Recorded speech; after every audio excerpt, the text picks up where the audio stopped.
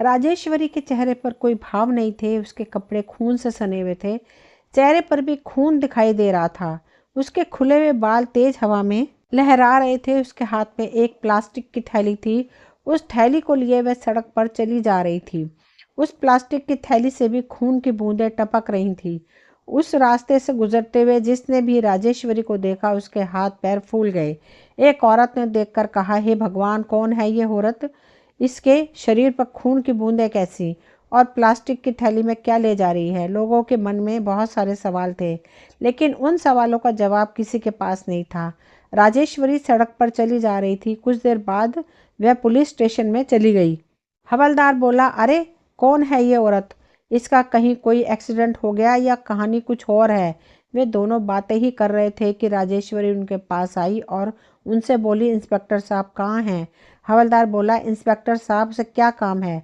राजेश्वरी को इंस्पेक्टर के पास ले गए। इंस्पेक्टर ने भी जब अपने सामने खून से सनी एक महिला को देखा तो वे भी सदमे में आ गए।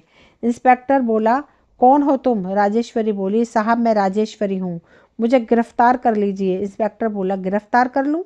पर किस जुर्म में? राजेश्वरी बोली, साहब मैंने एक राक्षस का वध कर दिया है। इंस्पेक्टर बोला, राक्षस? कैसा राक्षस?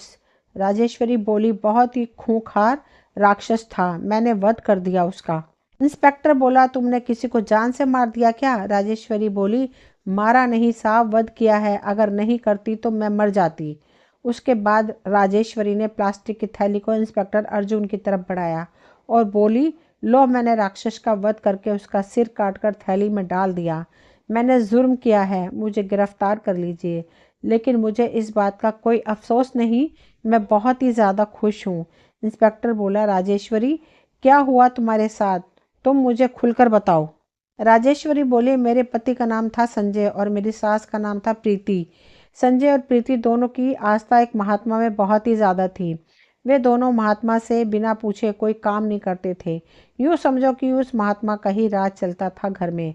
राजेश्वरी को अब भी याद है, जब वो पहली बार उस महात्मा के आश्रम में गई थी तो वह उसे कैसे भूखी नज़रों से घूर घूर कर देख रहा था।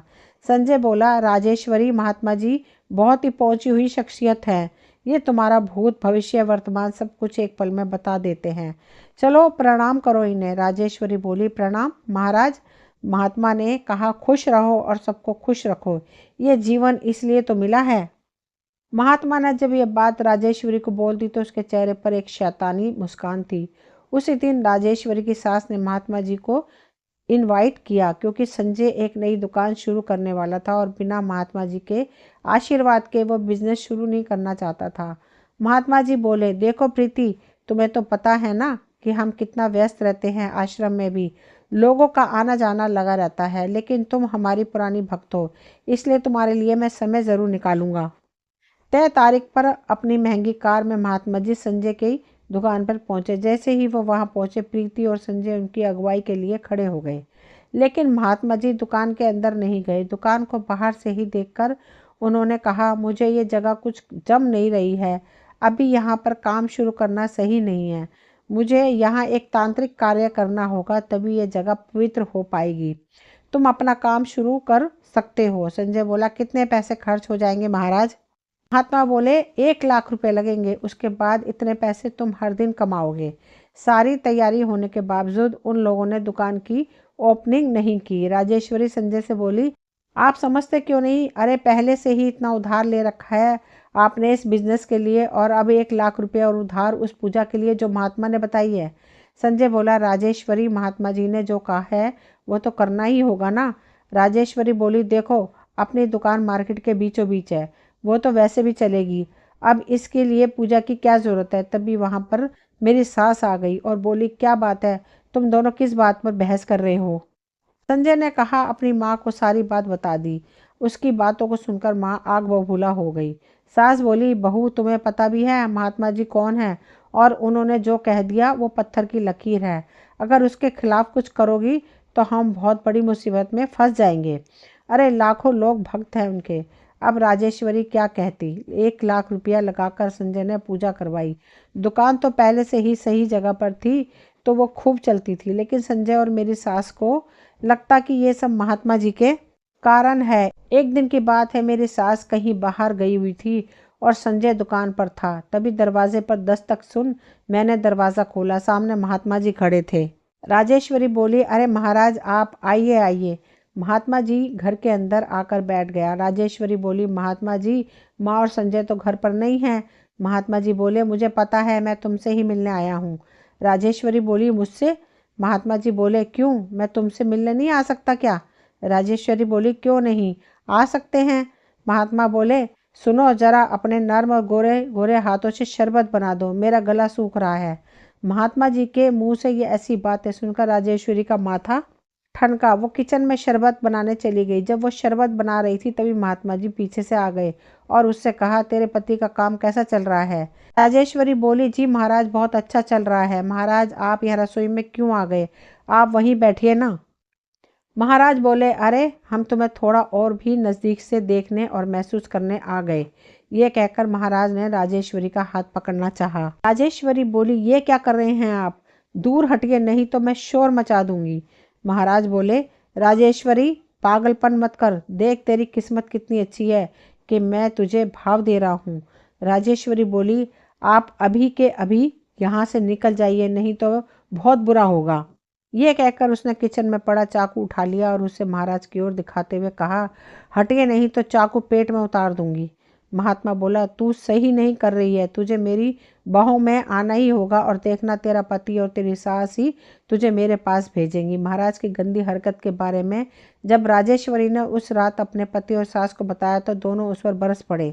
संजय बोला, अरे क्या दिक्कत है तुम्हें? महाराज जी से जब देखो उनके पीछे पड़ी रहती हो, उनकी बुराई करती हो, तुम्हारा दिमाग तो ठीक है ना? राजेश्वरी बोली, ये तुम कैसी बातें कर रहे हो? उसने तुम्हारी पत्नी के साथ बदतमीजी करने की कोशिश की और तुम हो कि उसी का पक्ष ले रहे हो। प्रीति बोली, वो इसलिए बहू क्योंकि तुम्हारा दिमाग खराब हो गया है। महाराज जी की कितनी महिलाएं भक्त हैं, वो महिलाओं का कितना सम्मान करते हैं, तुम्हें पता है? देखो आज के बाद इस घर में मैं उनके खिलाफ एक शब्द भी नहीं सुनूंगी। बात आई गई हो गई। इस बीच महात्मा जी कई बार संजय और प्रीति की अनुपस्थिति में राजेश्वरी के घर आता और उससे बदतमीजी की कोशिश करता। राजेश्वरी जब भी इसकी शिकायत अपने पति और सास से करती तो वह उसका मुंह बंद करा देती। ये लोग तो मेरी बात सुनने के लिए तैयार ही नहीं है। अपनी पत्नी और बहू की बात इन्हें झूठ लगती है और उस ढोंगी की बात सच। समय बीतता गया। राजेश्वरी की शादी को 2 साल हो गए, लेकिन उसकी गोद नहीं भर रही थी। महात्मा जी ने संजय और प्रीति के दिमाग में बात डाल दी कि राजेश्वरी कभी माँ नहीं बन सकती। तुम्हारी बहू के ऊपर कोई दोष है, इसलिए वो कभी माँ नहीं बन सकती। प्रीति बोली, इसका कोई तो उपाय होगा महाराज। महाराज बोले, उपाय यह है कि उस दोष के निवारण के लिए एक पूजा करनी होगी और वो भी अमावस्या की रात को, और उस रात राजेश्वरी को अकेले ही आश्रम में रहना होगा। मैंने इस पूजा के द्वारा कईयों की गोद भरी है। संजय और प्रीति राजेश्वरी के लाख मना करने के बावजूद उसे आश्रम में छोड़कर वापस आ गए। महाराज तो यही चाहता था। उस रात उसने राजेश्वरी से बदतमीजी शुरू कर दी। राजेश्वरी बोली, मुझसे दूर रह, नहीं तो तेरी वो हालत करूंगी कि तू किसी को मुंह दिखाने के लायक नहीं रहेगा। महात्मा जी बोले, अरे मुझ में कांटे लगे हैं क्या? देख, खुश रहो और सबको खुश रखो, और मैं तो तेरा भला करने वाला हूँ। तेरी गोद में कुछ दिनों बाद एक बच्चा खेलने लगेगा। ये कहकर महाराज ने राजेश्वरी को अपनी बाहों में भरना चाहा, लेकिन राजेश्वरी तो आज पूरी तैयारी करके आई थी। उसने अपनी साड़ी में छिपा खंजर निकाला और उस खंजर के एक ही वार से महात्मा का सिर काट दिया। राजेश्वरी गुस्से में बोली, तूने हद कर दी थी। आज मैंने बहुत सहा है, मेरा किसी ने साथ नहीं दिया, इसलिए आज मुझे तेरा वध करना पड़ा। तू औरत को समझता क्या है? औरत शक्ति है, शक्ति। उसे कमजोर मत समझना। इंस्पेक्टर और थाने के सभी लोगों की आंखों में महात्मा को लेकर बहुत गुस्सा था। सभी के जहन में एक ही बात चल रही थी कि सच में राजेश्वरी ने कोई हत्या नहीं की, वध किया है। राजेश्वरी ने जज के सामने सारी सच्चाई रखी और महात्मा की हत्या का कारण बताया। राजेश्वरी को 5 साल की सजा तो हुई, लेकिन उसे संतोष था कि उसने एक राक्षस के बोझ से समाज को मुक्त कर दिया। दोस्तों, ये कहानी यहीं तक थी। मुझे उम्मीद है आप सभी को पसंद आई होगी। अगर कहानी पसंद आई हो तो प्लीज़ चैनल को सब्सक्राइब करें, वीडियो को लाइक शेयर करें। कहानी सुनने के लिए आप सभी का तहे दिल से शुक्रिया। मिलती हूँ कोई नई और कहानी लेकर।